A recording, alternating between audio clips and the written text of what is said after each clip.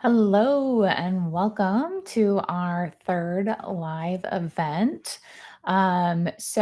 Today we are going to tackle the topic of S Corp owners payroll or businesses who have done an S Corp election. In the, I don't know, last 10 years, maybe we've worked with a ton of small business owners. And this is something that we see often where a business owner is advised by their accountant or CPA to utilize an S Corp election for or as part of a tax savings strategy. But unfortunately, they are not always advised fully what that means for their business. And of course, what we're here to talk about today, what that means for payroll. So we'll kind of walk through all of that and explain the requirements. And as people join, of course, if you have questions, please drop them into the chat or give a thumbs up or heart or what have you, just to let me know that you're here. So my name is Christina Hageny. I am the president of Valor Payroll Solutions, and we help small business owners with payroll. Most of our clients have 10 or fewer employees, and we have quite a few business owners who either are just doing payroll for themselves because they've done an S Corp election, or they have employees, but they have done the S Corp election and have to put themselves on payroll. So, kind of starting at the top here, again, the S Corp election is often utilized as a tax savings strategy or as part of a tax savings strategy. And the way that that works, and I'm not an accountant, I'm not here to provide any legal advice. I am a payroll professional. So keep that in mind as we kind of run through this discussion here. When a business does an S Corp election, now the business owner or owners, anyone who is actively working in the business, becomes an employee of the business, which means they have to be put on payroll. So, again, a lot of times we see this with single member businesses where they may be the only person working for the business, but now they have to set up payroll for themselves when they do the S Corp election. Um, Unfortunately, a lot of times this isn't explained that payroll is a required part of this. And so oftentimes what happens is a business owner will, change accountants or CPAs, and all of a sudden their new CPA is asking for their payroll records and they don't have any. They haven't put themselves on payroll. They didn't know that they had to put themselves on payroll. And so they end up in this kind of moment of panic. And not only do they panic about not having done things correctly in the past, but now all of a sudden they're wondering how they're supposed to pay themselves. And I even started working with a business owner very recently who wanted to meet with me really urgently. And the reason that it was so urgent that we meet was because they just found out they had to do W-2 wages as an S Corp owner. And now they weren't sure if they could still continue doing distributions. So this poor woman had bills piling up and wanted to meet with me and get payroll set up as quickly as possible so she could pay herself, so she could pay her bills. And that's not the case.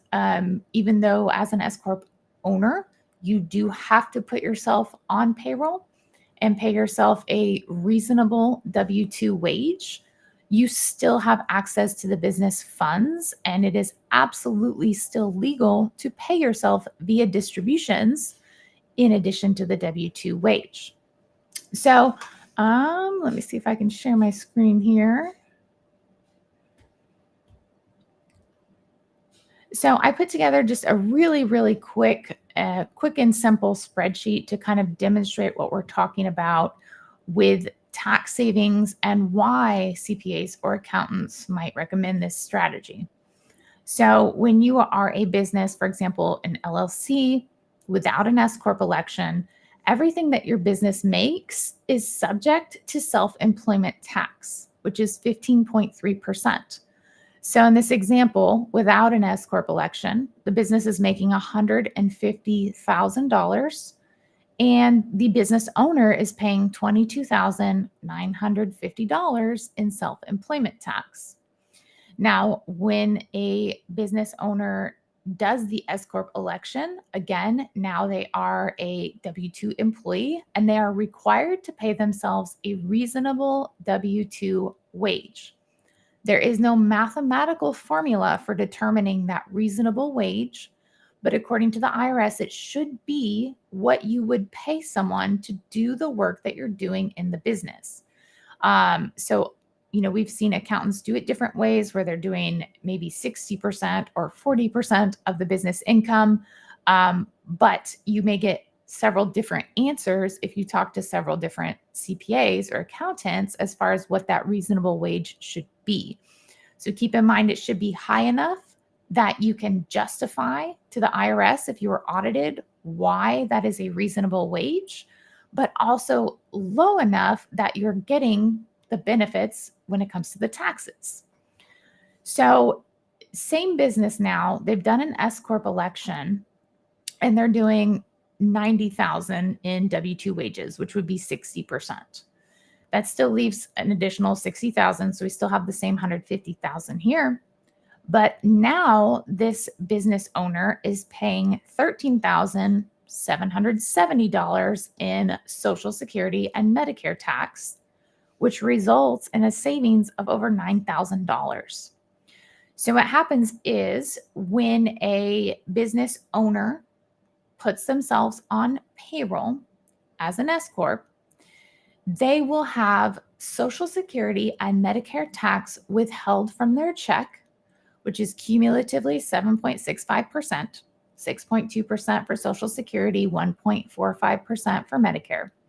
But then the business will also pay employer taxes of the same amount, 7.65% for Social Security and Medicare. So cumulatively, between the amounts withheld from your check as an employee and the amounts that the business pays in those same tax types, Social Security and Medicare, it is 15.3%. But where the savings comes in is the net business income is no longer subject to self-employment tax as an S corporation. So the reason that you have to pay yourself that reasonable W-2 wage is because if you don't, you are now not paying self-employment tax. You're also not paying Social Security and Medicare tax. So when you file your taxes, if you're an S corporation, the tax return itself is different and does not include a place for self-employment tax because you're not subject to it. But if you're not paying yourself the required W-2 wages, you have now circumvented illegally the entire tax bill. And so that's why it is a requirement if you do the S Corp election for the owner or owners to pay themselves W-2 wages and to have it be at least a reasonable wage amount. Because you can see in this same scenario, if we did maybe $15,000 in W-2 wages, yes, that's a huge tax savings. It's over $20,000. But can we realistically justify only paying ourselves $15,000 and call that a reasonable wage? So again, the tax savings comes in because you pay Social Security and Medicare tax on the W-2 wage, which is 15.3%. Self-employment tax is also 15.3%. But without the S Corp election, the business is paying that 15.3% on the total net business income. Whereas with the S Corp election, you're only paying that 15.3% on the W-2 wages. So again, if your business is, making only $50,000, you're not going to be able to pay yourself enough to justify doing the S Corp election, setting up payroll. I don't want to get too far into the weeds, but of course, you'll have payroll processing fees, you'll have state unemployment tax, federal unemployment tax. So you want to make sure your business is making enough net income that you can add in W-2 wages and still have enough business income left over to where you're still seeing those tax savings. Okay.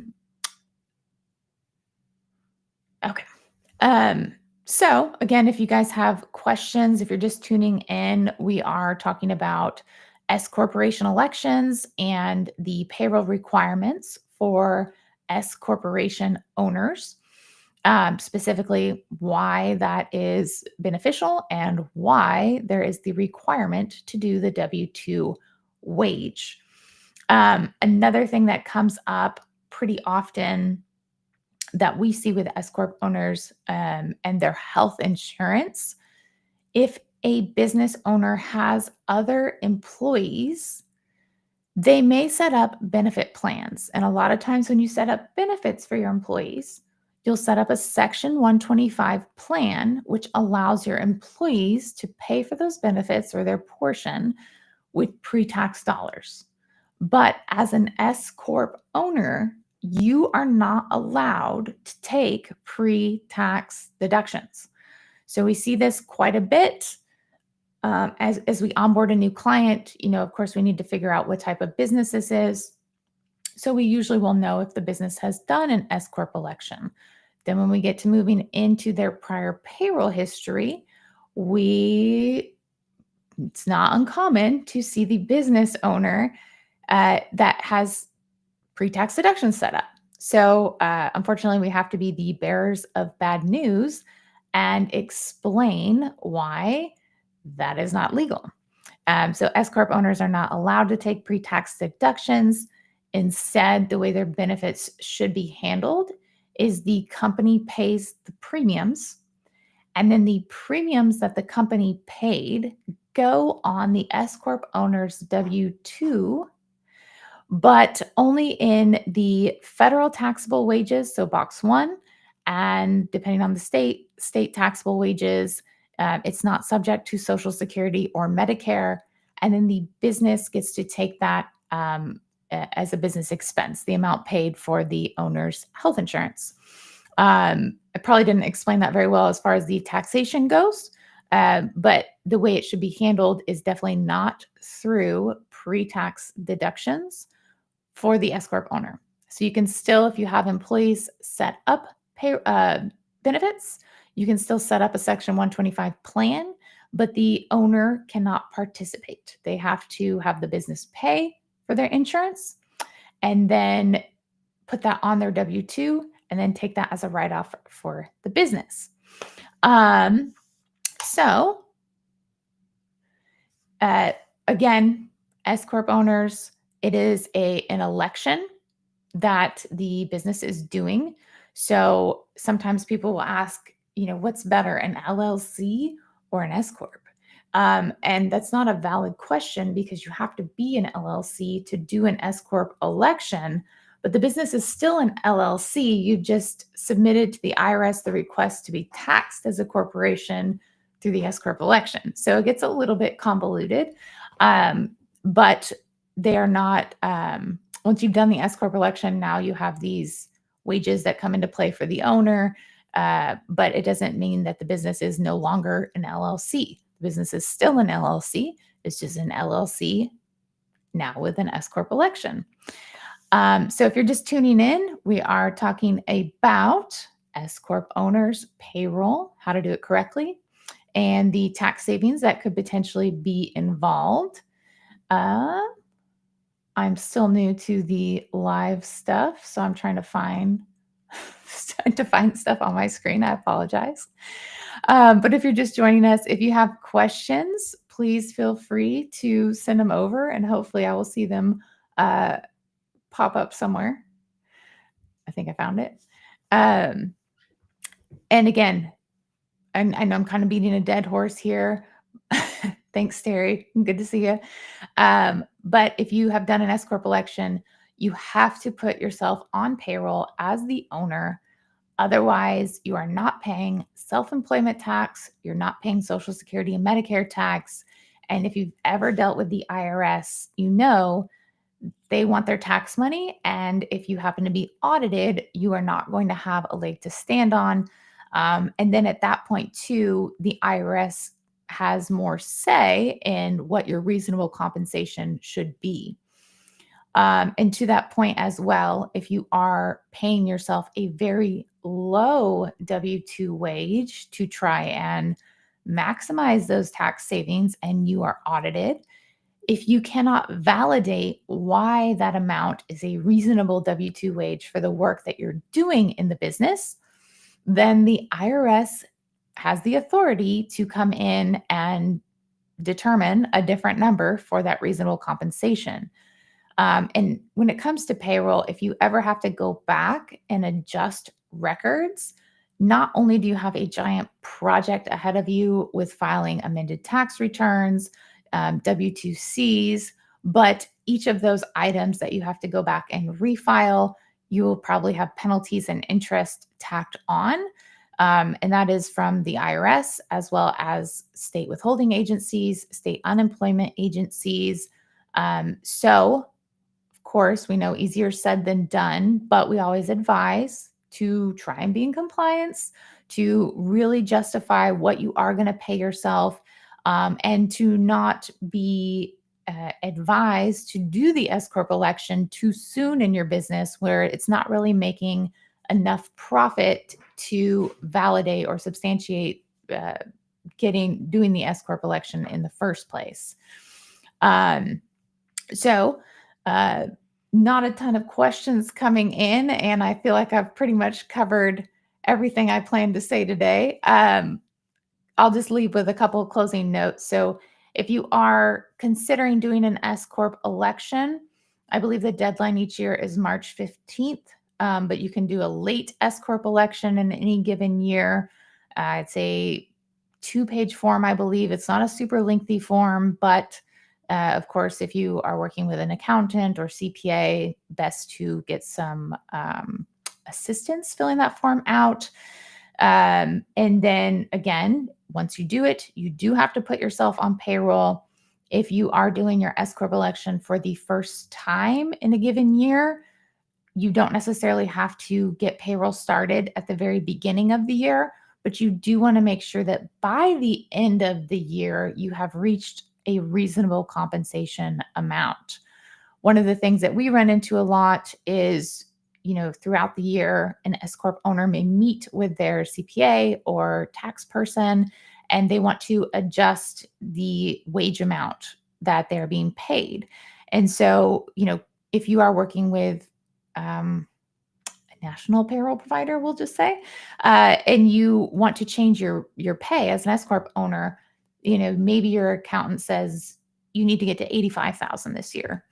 And so the math might be behind the scenes where you have to determine what you've paid yourself year to date, how many checks are left in the year, and then what you need to pay yourself on each of those remaining checks to get to the $85,000 for the year. It's not as simple as updating the annual pay to 85,000 a year, because that will just pay you, whatever your pay frequency is. If you're doing monthly, for example, if you divide 85,000 by 12, it's going to pay you that much for the rest of the year. That doesn't mean that you're going to get to 85,000 by the end of the year. So on our side, we keep track of the S Corp owners, and when we do see those salary changes come in, we'll do the math and make sure that that business owner is going to get to the number that they want to get to at the end of the year, not just update that pay rate like you would a more standard W-2 employee.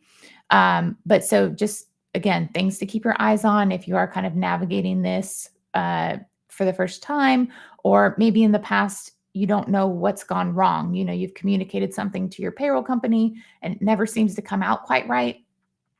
This could be the case that, they're just updating it to the annual amount you're saying and not necessarily working backwards to make sure that you get to that number by the end of the year.